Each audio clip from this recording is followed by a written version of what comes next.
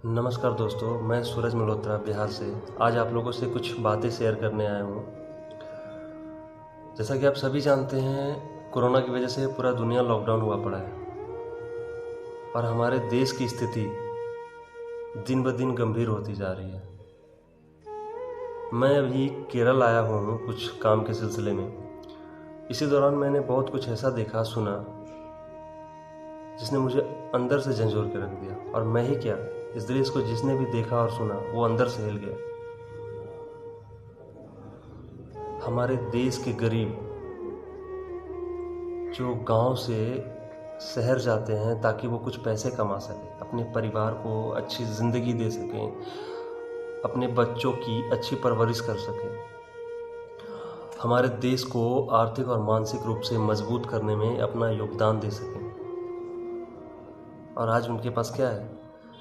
शहर में ना तो उनके पास रहने के लिए घर है और ना ही खाने के लिए खाना। वो बस दिन रात इसी प्रयास में है कि वो किसी तरह अपने घर चले जाएं और गांव जाकर उन्हें जो भी रूखी सूखी मिले उसे खाकर अपना और अपने परिवार की परवरिश कर सकें। पर हमारे देश में यातायात बंद होने के कारण वो अपने घर भी नहीं जा सकते।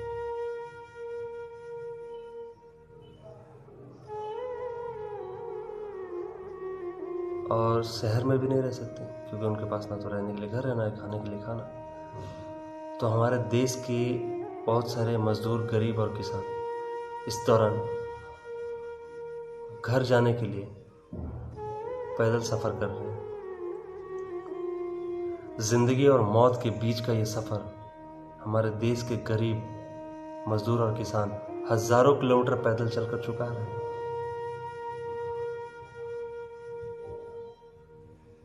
और इन हज़ारों किलोमीटर पैदल चलते चलते उन्होंने जो तकलीफ़ें उठाई, जो परेशानी झेला, दर्द झेला, उनके पैरों में जो छाले पड़े, उस दर्द को कौन महसूस करता है?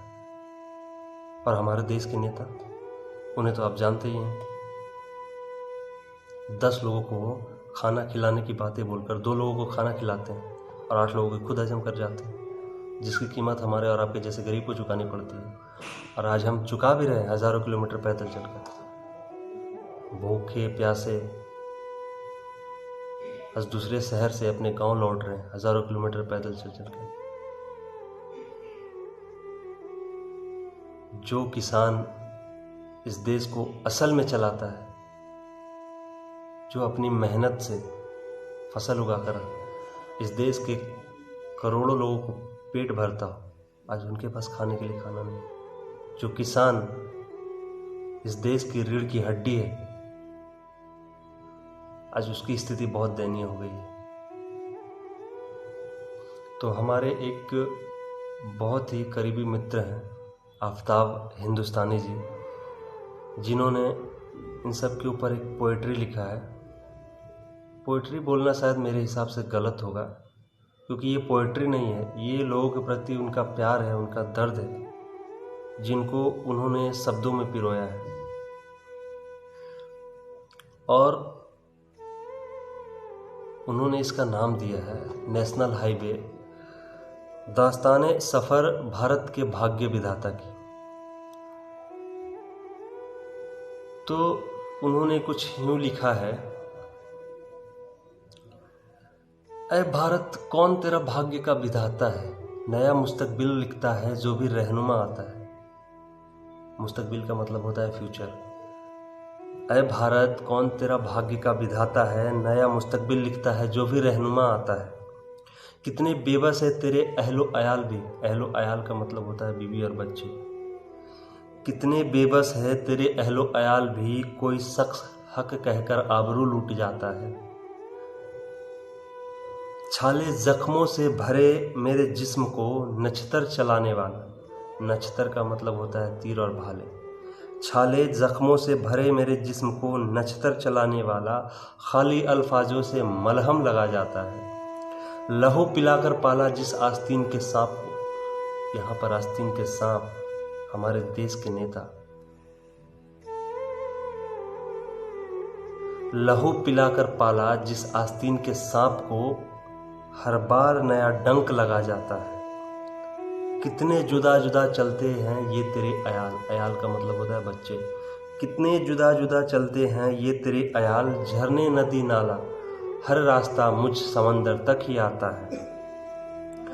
खुद को बेटा कहने वाले सुन, हक खाविंद सा जताता है। खाविंद का मतलब होता है पति। हमारे देश के नेता जो खुद को इस भारत माँ के बेटे बताते हैं, सेवक बताते हैं, और हक जो है वो पति वाला जताते हैं।